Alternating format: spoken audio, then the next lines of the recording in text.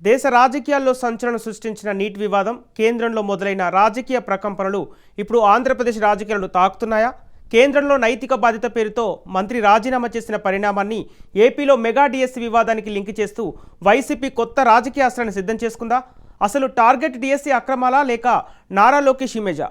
అధికార పార్టీని డిఫెన్స్లోకి నెట్టడమే లక్ష్యమా? Mega DSC విషయాన్ని వైసీపీ ఎందుకు ప్రతిష్టాత్మకంగా తీసుకుంది? లోకేష్ టార్గెట్గా వైసీపీ పొలిటికల్ స్కెచ్ ఏంటి? Let's watch.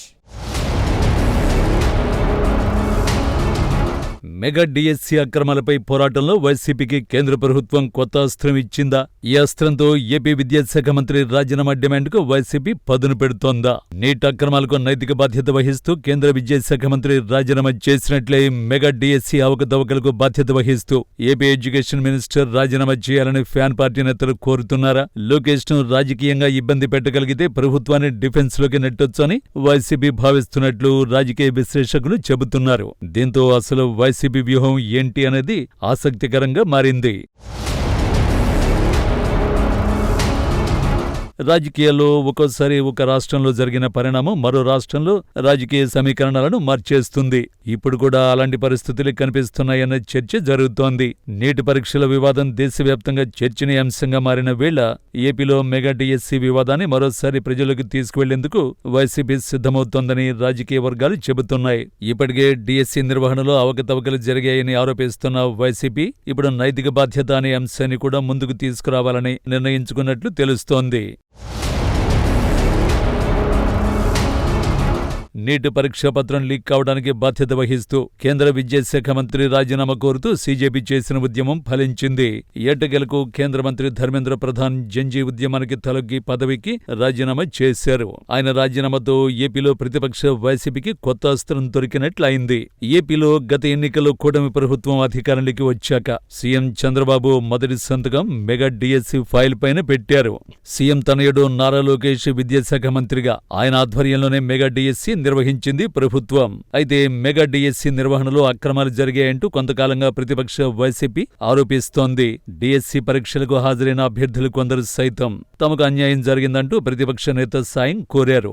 దీంతో వైసీపీ నేతలు సైతం మెగా డిఎస్సి అక్రమాలపై పోరాటం మొదలుపెట్టారు. డిఎస్సి అక్రమాలకు బాధ్యత వహిస్తూ లోకేష్ రాజీనామా చేయడంతో పాటు సిబిఐ విచారణకు ఆదేశించాలి అంటూ రాజకీయ న్యాయ పోరాటం చేస్తున్నారు. అయితే ఇటీవల రాజధాని అంశం, Saikrishna lockup death, social media అరెస్టుల వంటి అంశాలు తెరపైకి రావడంతో మెగా డిఎస్సి అంశం మరుగున పడింది. తాజాగా నీట్ పేపర్ లీక్ కి వ్యతిరేకంగా దేశవ్యాప్తంగా యువత ఆందోళన బాట పట్టడం, దీంతో కేంద్ర మంత్రి రాజీనామా చేయడంతో మళ్లీ ఏపీ మంత్రి లోకేష్ రాజీనామా వ్యవహారం తెరపైకొచ్చింది.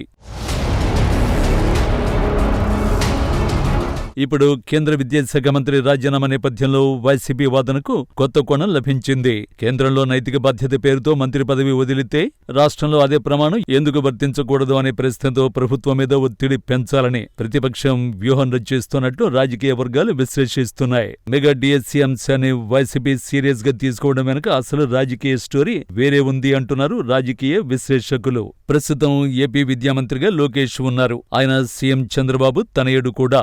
కూటమి ప్రభుత్వం అధికారం చేపట్టిన తర్వాత లోకేష్ డిఫాక్టో సీఎంగా పనిచేస్తున్నారని వైసీపీ ఆరోపిస్తోంది.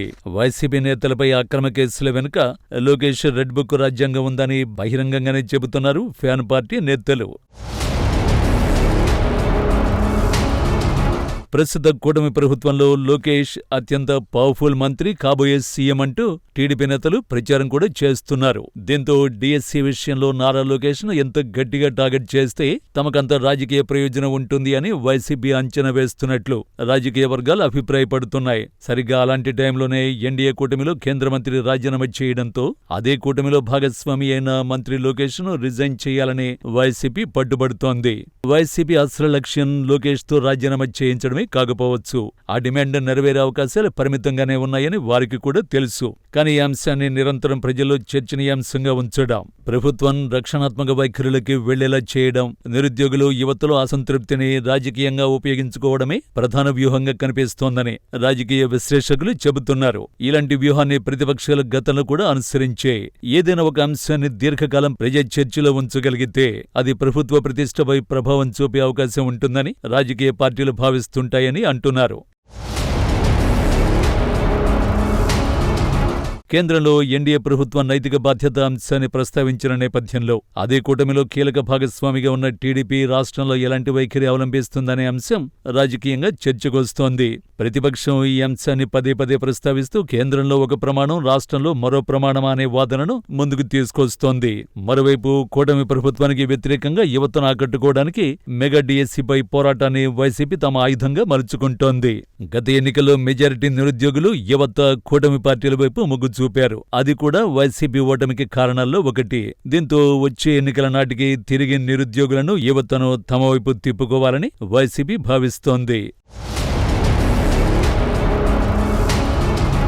నీట్ పేపర్ లీక్ విషయంలో దేశవ్యాప్తంగా కేంద్రానికి వ్యతిరేకంగా యువత ఎలా అయితే ఒకతాటిపైకి వచ్చారో అలాగే రాష్ట్ర ప్రభుత్వానికి వ్యతిరేకంగా జంజీ బ్యాచ్ను ఆకర్షించాలని జగన్ ప్లాన్ చేస్తున్నారని రాజకీయ వర్గాలు అభిప్రాయపడుతున్నాయి. మొత్తం మీద కేంద్ర విద్యాశాఖ మంత్రి రాజీనామా ఆంధ్రప్రదేశ్ రాజకీయాల్లో కొత్త చర్చకు కారణమైంది. ఇది నారా లోకేష్ పై వస్తున్న రాజకీయ ఒత్తిడికి ఒక బలాన్ని ఇచ్చినప్పటికీ ఆ ఒత్తిడి వాస్తవంగా రాజీనామా వరకు తీసుకువెళుతుందా అనేది ఇప్పుడే చెప్పడం కష్టం. అయితే ఒక విషయం మాత్రం స్పష్టంగా కనిపిస్తోంది. మెగా డిఎస్సీ వివాదం ఇక పరీక్షల నిర్వహణ అంశాన్ని దాటి యువత, ఉద్యోగాలు, ప్రభుత్వ విశ్వసనీయత, అలాగే నైతిక బాధ్యత వంటి విస్తృత రాజకీయ చర్చల కేంద్రంగా మారుతోంది. రానున్న రోజుల్లో ప్రభుత్వం ఈ వివాదాన్ని ఎలా ఎదుర్కొంటుంది, ప్రతిపక్షం దానిని ఎంతవరకు ప్రజల్లో నిలబెడుతుందనేది కాలమే నిర్ణయిస్తుంది.